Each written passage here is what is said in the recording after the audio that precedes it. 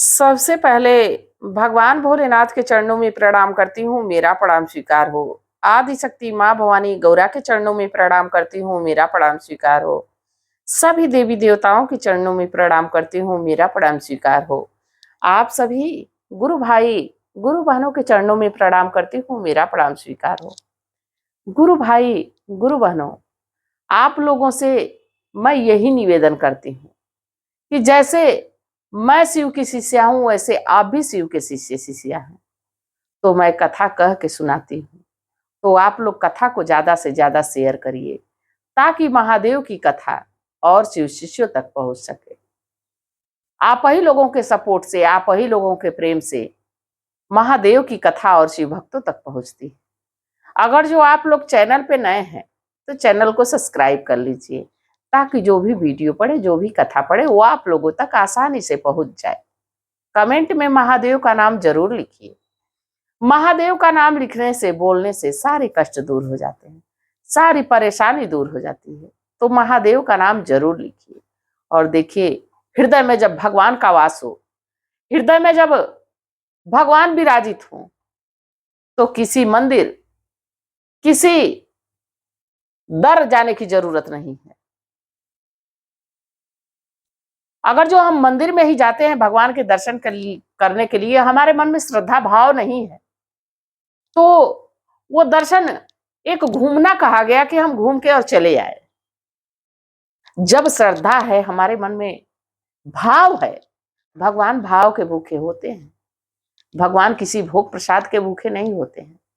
अगर जो सच्ची निष्ठा है, सच्ची लगन है, मन में श्रद्धा है, तो भगवान आपसे प्रसन्न रहते हैं। आज जो मैं आप लोगों को कथा सुनाऊंगी इसी पे आधारित है। कथा को अंत तक सुनिएगा, कथा बड़ी ही सुंदर है। और सुनिए गुरु भाई गुरु बहनों, आधा अधूरा कोई भी ज्ञान ठीक नहीं होता है। आधा अधूरा देखने पे एक तो कोई ज्ञान नहीं प्राप्त होगा और दूसरा महादेव का अपमान होगा। तो आप लोग कथा को पूरा देखा करिए।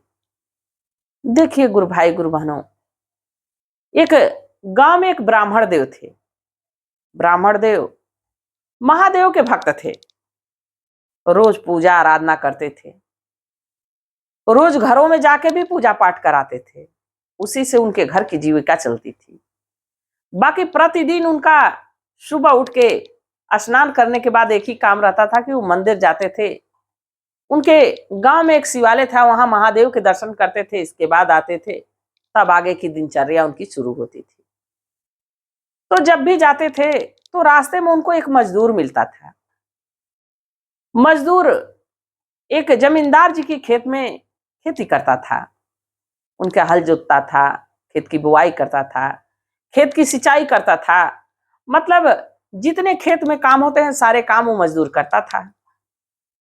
तो ब्राह्मण देव से अक्सर सुबह शाम उसकी मुलाकात हुआ करती थी। जब भी उनको देखता नमः शिवाय बोलता है, अरे महाराज जी नमः शिवाय, ब्राह्मण देव नमः शिवाय। वो भगवान को हर समय भजता रहता था। बाकी महादेव की पूजा अर्चना करना नहीं जानता था। वो काम भी करता रहता तो भगवान के भजन गुनगुनाते रहता, भगवान का नाम नमः शिवाय का जाप करते रहता। बहुत सीधा साधा व्यक्ति मजदूर था। उसकी पत्नी थी, बच्चे थे। बाकी मजदूरी करता था, उसी मजदूरी के सहारे उसका पूरा परिवार चलता था। तो कभी कभी ब्राह्मण देव कहते थे कि अरे काम काज दिन रात करते रहते हो, किस काम का है, चलो भगवान के दर्शन कराओ। तो कहता था जमींदार जी छुट्टी नहीं दिए, अगर जो छोड़ के चला जाऊंगा तो हमको दंड देंगे, हम नहीं जा सकते हैं ब्राह्मण देव, किसी दिन पूछेंगे तो चलेंगे। देखिए, अगर जो कोई व्यक्ति किसी व्यक्ति को मजदूरी करने के लिए लगाया है और ईमानदारी से वो मजदूरी कर रहा है, तो उसकी ईमानदारी से उसकी मजदूरी भी पूरी देनी चाहिए, नहीं तो बहुत बड़ा पाप लगेगा।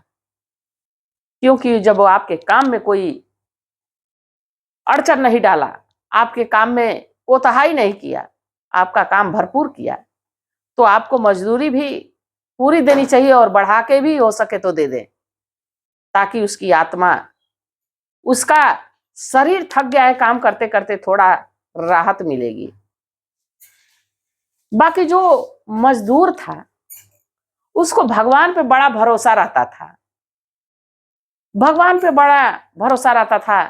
काम करते करते कभी थक जाता तो कहता, हे महादेव पवन देखो कहिए ना थोड़ा बहे, बड़ी गर्मी लग रही है। उसके कहने पे हवा चलने लगती। कभी कभी ज्यादा धूप हो जाती तो कहता, हे महादेव हे महादेव, बड़ी जोरों की धूप लग रही है, थोड़ा छांव करिए ना महादेव। तो छांव भी हो जाती, इसलिए कि उसका मन निर्मल था, उसका मन बड़ा साफ था भगवान के प्रति। कभी बारिश होती, क्या भगवान अत कर दिए हैं, खेतों में पानी लग जाएगा, सारी फसल बर्बाद हो जाएगी।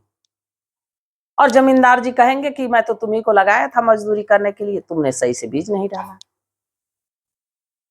उसके कहने के अनुसार भगवान, देखिए, भगत के बस में है भगवान, भगत के बस में है भगवान, भक्त नहीं तो कुछ भी नहीं ये, भक्त नहीं तो कुछ भी नहीं ये, है मूर्ति में प्राण भगत के बस में है भगवान। भगवान भक्त के बस में रहते हैं, बस सच्चे हृदय से भगवान को अगर जो मानेंगे, आप मान लेंगे कि इस पत्थर में भगवान है तो भगवान दिख जाएगा आपको, ये मैं दावे के साथ कहती। बाकी मन निर्मल होना चाहिए, मन साफ होना चाहिए। हृदय में प्रभु का वास जब होगा तो प्रभु साक्षात आपको दिखेंगे। देखिए, प्रभु आते तो नहीं हैं,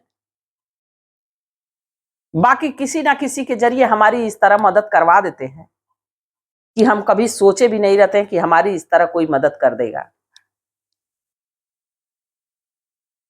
हमको इतनी बोलने की क्षमता दी है, तभी तो मैं आपको कथा सुना रही हूं।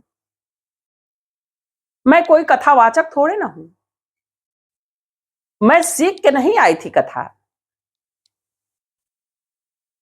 पर उनका आदेश हुआ, उनकी कृपा हमारे पे हुई और हम भगवान के भाव में ऐसे डूबे कि आप लोगों को कथा सुनाने लगे।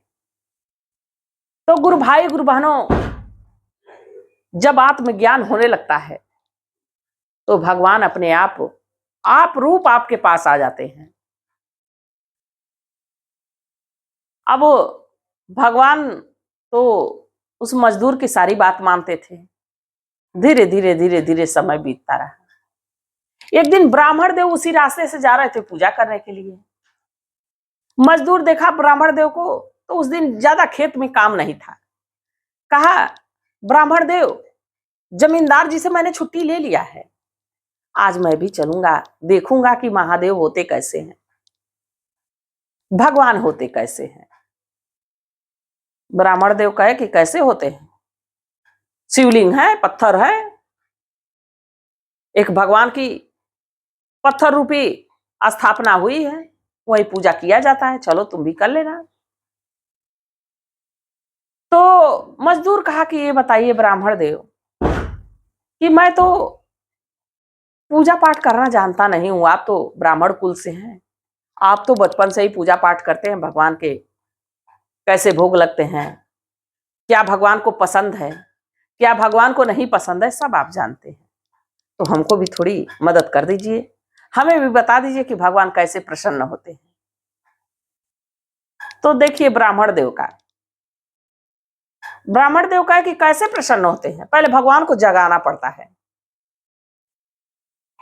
कहा अच्छा, मजदूर कहा अच्छा।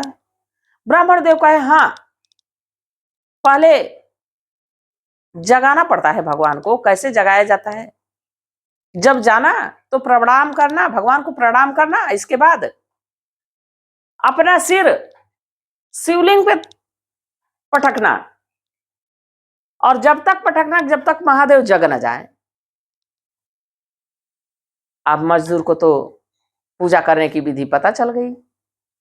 कहा, आप हमको पूजा करने की विधि बताए, इसके लिए आपका बहुत बहुत धन्यवाद। मैं तो मूर्ख था, पढ़ा लिखा था नहीं, कभी पढ़ाई लिखाई किया नहीं, दिन भर बचपन से मजदूरी करता रहा, कभी भगवान को जाना नहीं, कभी भगवान को पहचाना नहीं, कभी भगवान की आराधना नहीं किया, कभी भगवान की पूजा नहीं किया, कभी भगवान को भोग नहीं लगाया। आपने तो जगाने की विधि बता दी। अब ब्राह्मण देव के साथ मजदूर भी गया मंदिर में। ब्राह्मण देव तो रोज की तरह अपनी जल चढ़ाए, अगरबत्ती चढ़ाए, दिखाए, प्रणाम किए, एक तरफ किनारे खड़े हो गए। अब मजदूर बेचारा भोला भाला सज्जन व्यक्ति भगवान को प्रणाम किया, आंख बंद किया और शिवलिंग पे एक बार सर को पटका, बड़ी तेज चोट लगी। फिर उसके मन में श्रद्धा जगी, अभी तो भगवान बोल ही नहीं रहे, जगह नहीं है। दूसरी बार पटका, तीसरी बार पटका, कोई आवाज नहीं आ रही है। अब दनादन सर अपना शिवलिंग पे पटकते गया। जब 11वीं बार अपना सर शिवलिंग पे पटका, उस शिवलिंग से महादेव प्रकट हो गए। रुको बालक, मैं जग गया हूं। देखिए हमारे प्रभु, हमारे गुरुवर, रुक जाओ बालक, मैं जग गया हूं, मांगो क्या मांगते हो। आंखें खोल के मजदूर देखा भगवान को, जटाओं में गंगा बह रही है, सर पे चंद्रमा विराज रहे हैं, गले में नागों की माला है, कानों में बिच्छू की कुंडल है, हाथ में त्रिशूल डमरू है, बाघंबर लपेटे हुए महादेव साक्षात खड़े हैं। मजदूर भगवान के पैरों को लिपट गया। हे प्रभु, आपके दर्शन हो गए, हमको कुछ चाहिए नहीं है प्रभु, हमको कुछ नहीं चाहिए। हम आज तक जानता नहीं था कि आपकी पूजा कैसे होती है, तो हमको इतना आशीर्वाद दीजिए कि हम ऐसे ही आपकी पूजा करता रहूं, हमको शक्ति दीजिए कि मैं भक्ति करता रहूं। महादेव उसके भाव से विभोर हो गए, तथास्तु कहे और अंतर ध्यान हो गए। ब्राह्मण देव देखते ही रह गए। ब्राह्मण देव झट से उस मजदूर के पैरों में गिर पड़े कि एक बार और कहो ना भगवान, दर्शन दें, तुम्हारे वजह से मुझे भी उनकी छवि दिखी, मुझे भी उनके दर्शन हुए। मैं तो जब से होश संभाला हूं तब से भगवान की तपस्या कर रहा हूं, पूजा कर रहा हूं, पर भगवान हमको किसी दिन दर्शन नहीं दिए। और मैंने तो तुमको मजाक में कहा था कि भगवान को जगाया जाता है, सिर पटकना, मैं तुम्हारा मजाक उड़ा रहा था, मुझे क्षमा कर दो। मजदूर कहा कि ब्राह्मण देव, मुझसे क्षमा ना मांगिए, आप अगर जो विधि नहीं बताते तो भगवान के दर्शन कैसे हमको होते।